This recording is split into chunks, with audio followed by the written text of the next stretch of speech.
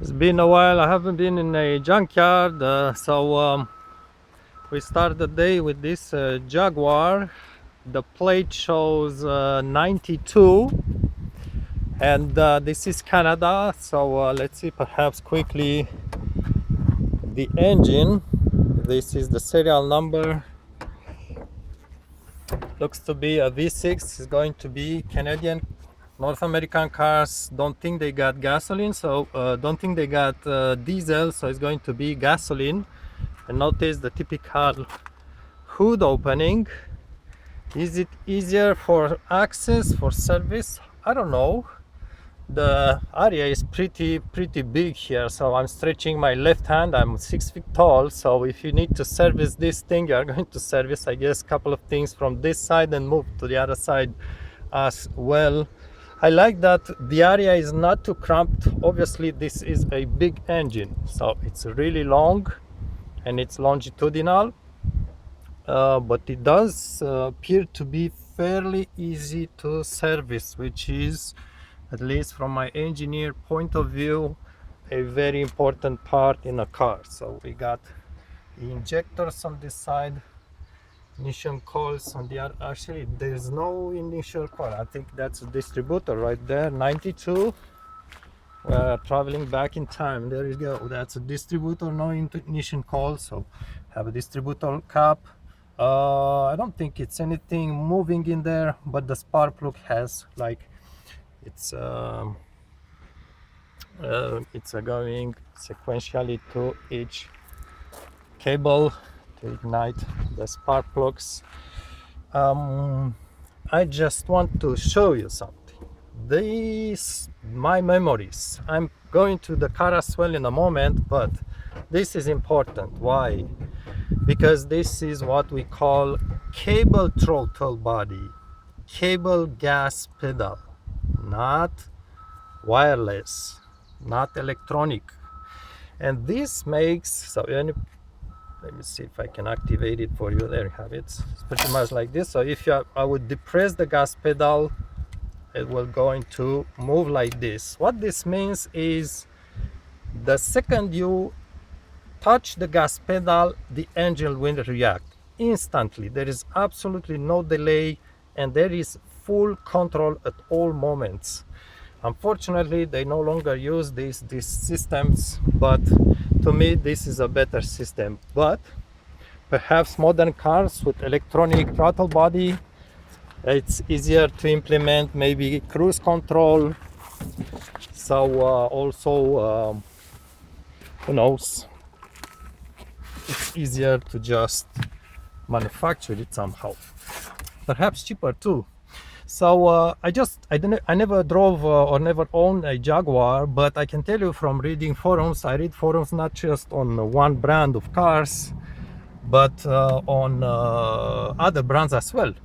And from what I remember, obviously there are going to be specific cars where people are more passionate, but Jaguar, and I hope I pronounce it properly, Jaguar, it's one of the cars that people are really, the owners are really fond on them. They really are devout people to this brand, at least to some, up to some years, right? Because the newer models perhaps are different.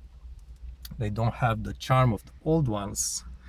And owners usually talk about the luxury of the cabin and also about the driving experience. Now this one, it's a V6, not a V6, but inline 6. It's not their bigger engines. They also manufactured V12s. So owners talk about the pleasure of driving these cars. I cannot tell you from my own experience how that feels, but that's almost the most common point when they talk about these cars. So all this to say that there is something, or at least there was something about these cars, driving experience, and I cannot inform you what all this means, but this for 92 does look pretty luxurious. I mean, I did see this same kind of computers, if you want, in American cars, obviously the Lincoln, Cadillac ones. Jaguar was, or Jaguar, I don't know, was obviously a luxury brand. Very interesting. Um, Nice steering wheel, and though I don't see SRS on it, but it's soft. It looks like it's a, I don't know, it sort of looks like there is a SRS airbag, but I don't think there is one. The controls to me on Jaguar cars that I've seen, the center console, they don't look luxurious. They look like plastic regular. They have nothing special about them. But if you look around, I'm pretty sure this is real wood. So you can tell perhaps the type of wood here, but you can tell the cracks. And this open somehow. One thing I can tell you, in a Jaguar, at least of this year, so again, I apologize if I don't pronounce it properly. Jaguar or Jaguar, let's call it Jaguar. In a car of this year's made by Jaguar, I can tell you that every bit of trim, it's heavy. The doors are really heavy. Everything is thick metal, thick plastic. They did not try to skim on the quality of materials they put inside. The seats are nice. I find them comfortable. I would tell you it's about, I would say, the same comfort as the Volvo's one from 2000, or yeah, it's about the same thing. Obviously it's going to be a different shape, so I find this seats comfortable. And I do have pretty decent place at the pedals. I'm not sure if the seat is all the way back. Obviously it's electric, so I'm not going to move it backwards more than this. It's not a very spacious car inside. It's not tiny, but it kind of feels cramped, especially in the leg area. The roof also appears to be a little low to my taste. Let's just go maybe to the rear of the car.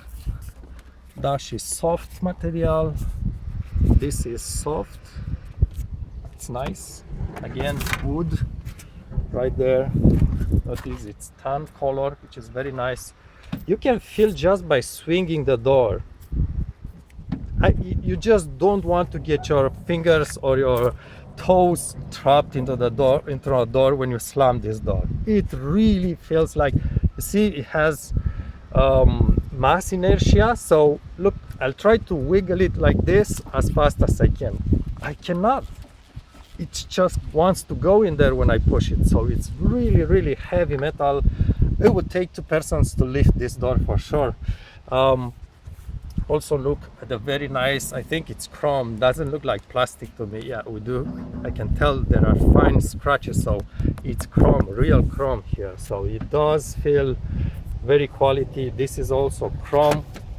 It's not cheap in any ways. This is not plastic in any way. Yes, real materials. Leather handle. Curious if this is soft. Not too soft. It's pretty hard in my opinion. Let's see if I can lift it. We have perhaps space for some fuses. And also I was looking here, this is the fuse area. This is the hood release. It's missing the pedal pads again. Very nice finish, and these are difficult to make, right? The real metal, it's very difficult. That it takes, the process is very long and very difficult to do. So when you see this kind of finished here, you know, they put their money in there.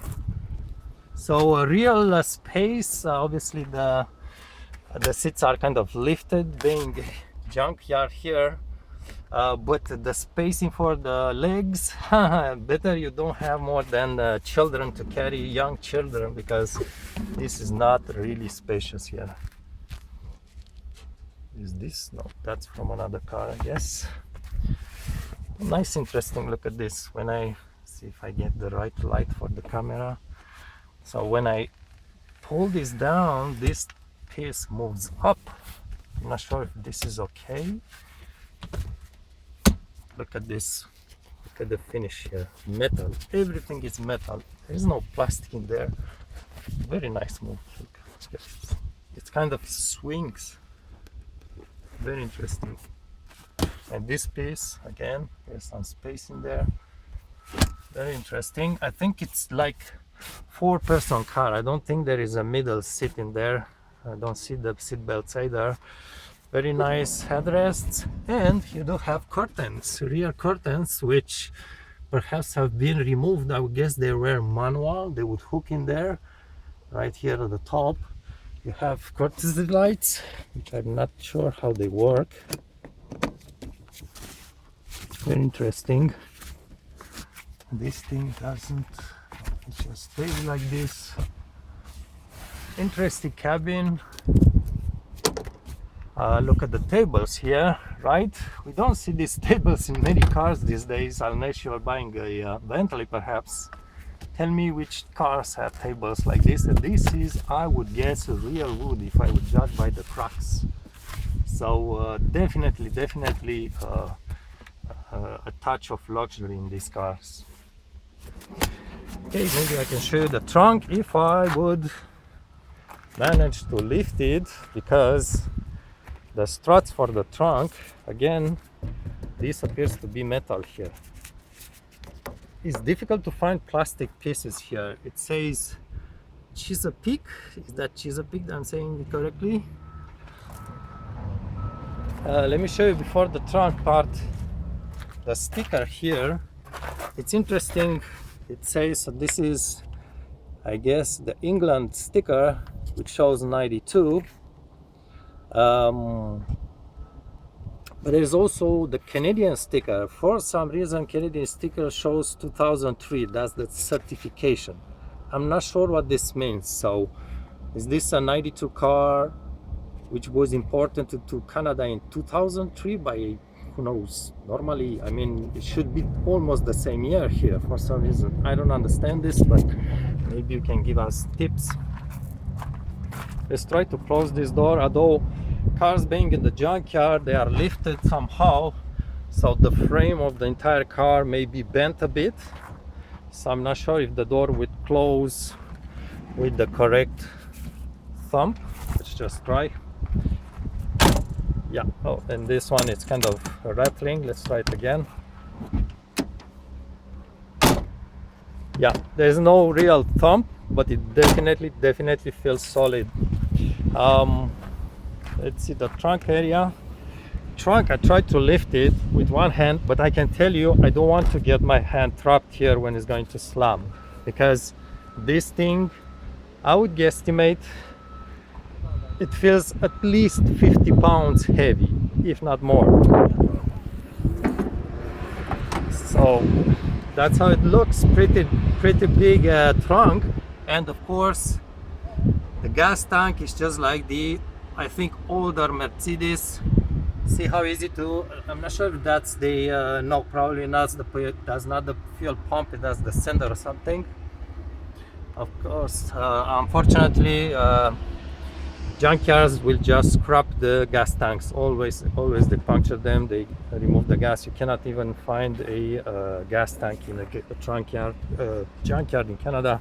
Let me just let it slam for you. Yes, it would cut your fingers for sure. So I guess electric antenna, nice big tires. What's the size for this thingy? Doesn't really say something. Okay, there you have it, 2215 by 70. Pretty thick tires, pretty tall. Okay, so hopefully you enjoyed this. Real quality. They can no longer make this quality these days because it will be just not competitive at all.